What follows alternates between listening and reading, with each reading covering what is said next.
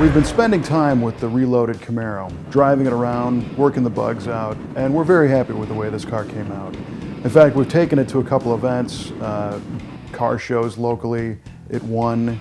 We took it to the Muscle Car and Corvette Nationals in Chicago. It scored 993 out of 1,000 points in the modified class.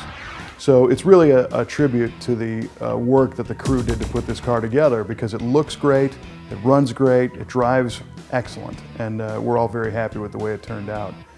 When you drive this car, the first thing you notice is, I think, is the sound. The 490-inch big block Chevy has a great rumble with that thumper camshaft. It starts and drives with a nice crisp throttle because of the EZ-EFI fuel system. It's got a TCI 4L80 electronic overdrive transmission, so you're not screaming at a high RPM going down the road, but it's got plenty of snap. And of course, the biggest part of the sound is the MagnaFlow exhaust. Lots of rumble, but it's not too loud in the car when driving down the road. And the car handles the road exceptionally well. The Detroit Speed suspension is supple and it's firm, but it doesn't beat you up. It's very predictable. The steering is quick. When you take a turn, it doesn't lean. It does, what you want it to do. You point it in direction, it goes.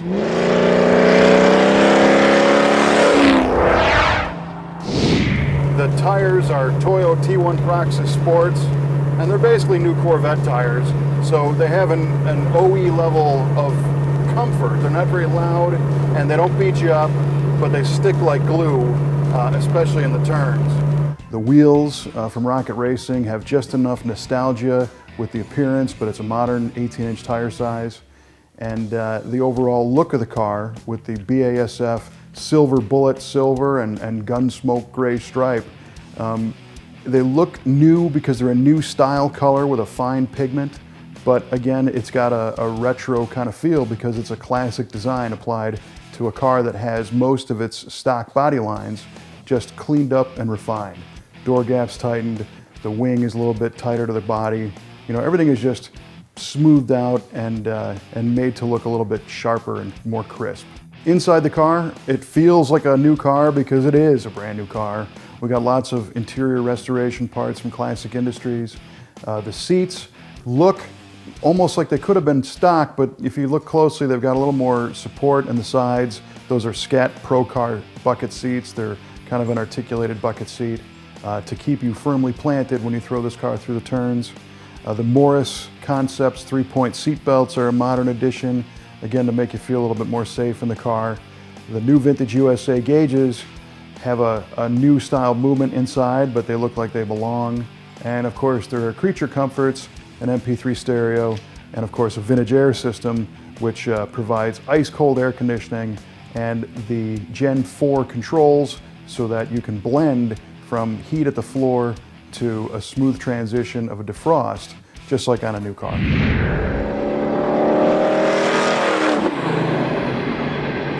The EZ-EFI makes the car easy to start. You don't have to pump the pedal or do anything, just turn the key and go.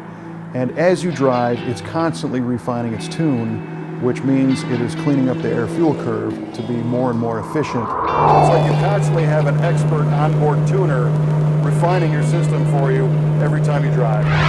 And the transmission is programmable because of the EZ-TCU transmission controller, which means you can dial in how firm you want the shifts to occur, at what RPM you want them to occur, so you can completely customize the way the car drives. Another great feature is the brakes. We're running bare brakes all the way around, but using a Hydratec hydraulic brake assist unit, so this car has all kinds of stop. The more you put your pedal to the floor, the harder it stops, but it's always very predictable and repeatable, and it instills confidence. It feels good. We're running a Curry 9-inch rear axle in this car with a 355 to 1 gear, so it's got plenty of zip, but again, coupled with the overdrive, you're not screaming a million RPM on the highway. That has a Detroit True Track differential, which means when you put your foot down, the differential locks up and it'll spin both tires, but it still is a smooth differential around turns, and it doesn't have any ratcheting, notching noises or anything like other kinds of lockers. It's a great differential unit for the street.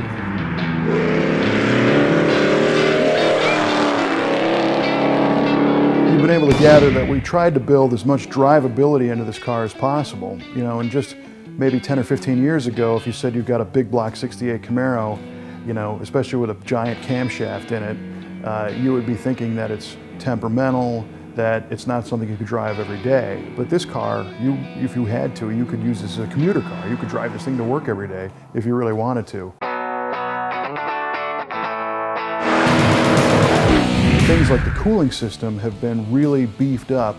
We're running a giant Be-Cool radiator with electric spall fans to make sure that even on a 100-degree day with the air conditioning cranked up, the car can sit and idle in traffic and not overheat.